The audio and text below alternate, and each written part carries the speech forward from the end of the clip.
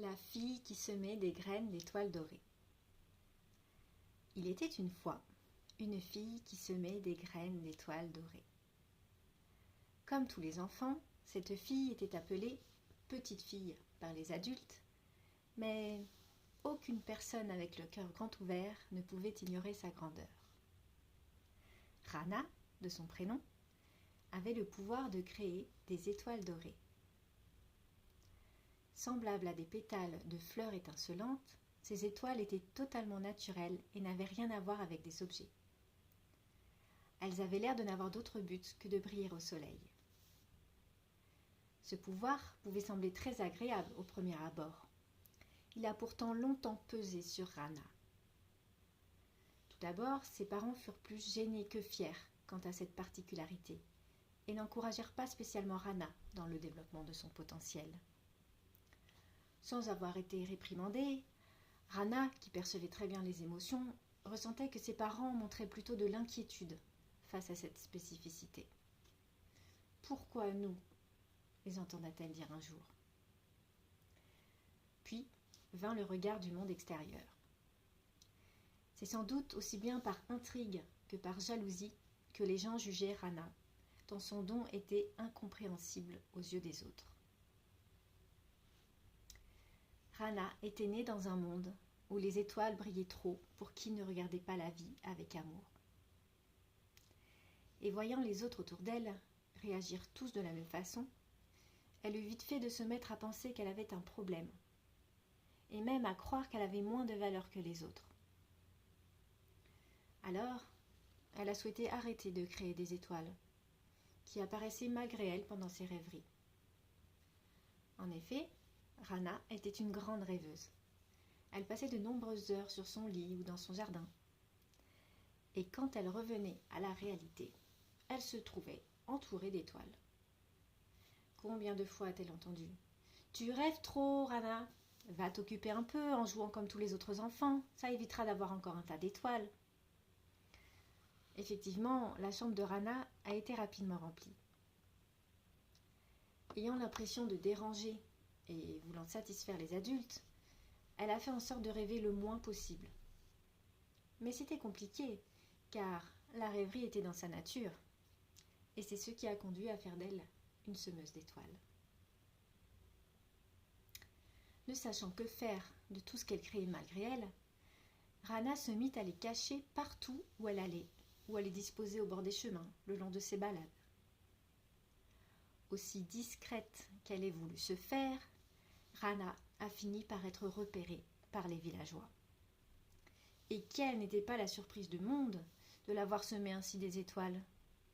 Les gens se moquaient. « Quel est donc l'intérêt de semer des étoiles ?»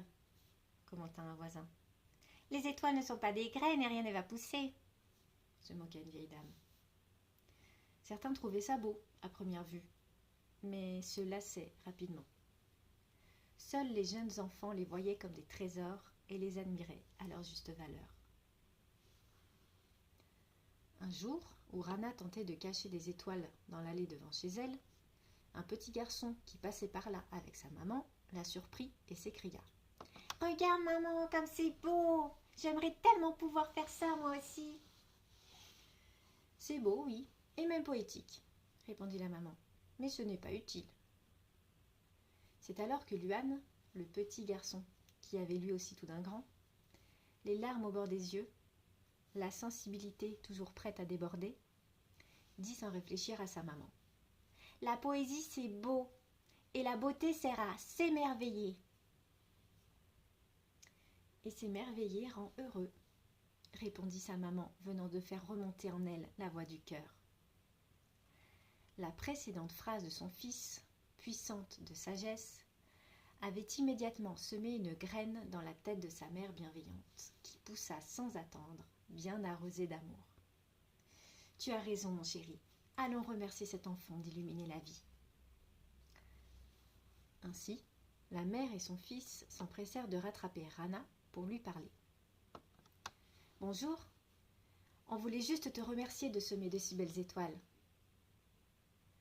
Rana fut très surprise de cette attention, et honteuse aussi, pensant déranger, en voyant les larmes rouler à présent sur les joues du garçon.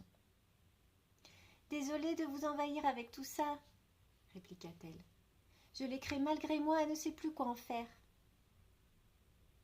Ne sois pas désolée, dit la femme prénommée Célène. Tu peux être fière de ce merveilleux talent. Le monde a tant besoin de poésie vivante.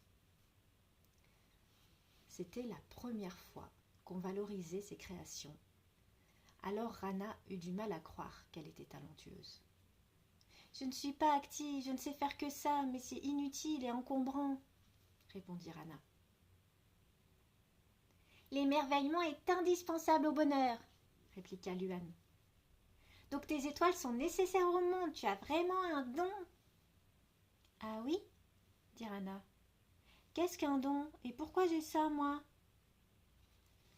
Un don est une capacité naturelle qui apporte un bienfait au monde, dit Célène, la maman. Je crois que nous en avons tous, mais nous avons oublié l'émerveillement qui nous permet de les voir.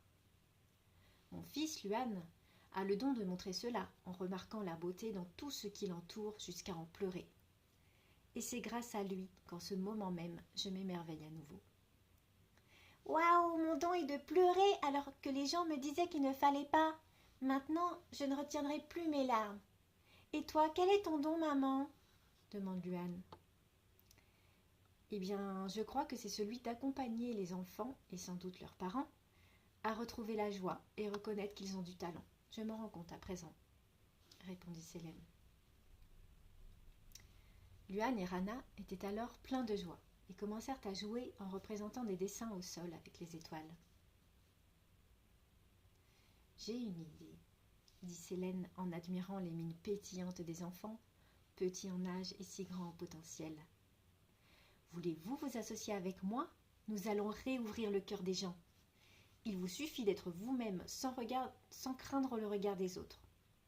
Vous voir vous amuser et créer avec les étoiles permet d'égayer les pensées, et je servirai de médiatrice pour amener les adultes à regarder le monde autrement, à travers vos yeux remplis d'amour. Les enfants, eux, vous suivront par nature. Et sans attendre, Célène et les deux enfants commencèrent à interpeller les gens. Certains étaient encore trop fermés et peinés à se laisser émerveiller. Mais plusieurs se prêtaient déjà au jeu et retrouvèrent peu à peu leur âme d'enfant. Ils s'amusaient avec les étoiles qui étincelaient de plus belle, se mouvant entre les doigts des grands et petits sous le soleil. Le bonheur qu'eut Rana de voir ces étoiles bénéficier aux autres et la joie de retrouver le plaisir pour elle de créer furent contagieux. Au fil du temps, les gens se mirent à regarder les étoiles d'un œil nouveau et virent enfin ce qu'elles étaient, des symboles de la magie de la vie. Chacun repartait avec des étoiles dans les yeux et avec celles de Rana dans les mains, puis les utilisait alors à leur façon, renouant avec leur propre talent et les transmettant ensuite à d'autres avec le même enchantement qu'ils avaient ressenti en jouant avec Rana et Luan. Cela a même permis d'apporter une plus grande harmonie en améliorant les relations.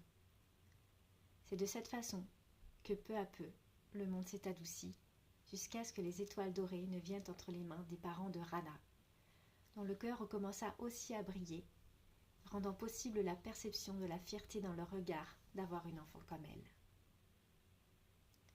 C'est ainsi que la semeuse d'étoiles planta bel et bien des graines d'amour. Celles-ci poussent uniquement dans le cœur des gens, mais c'est tellement important.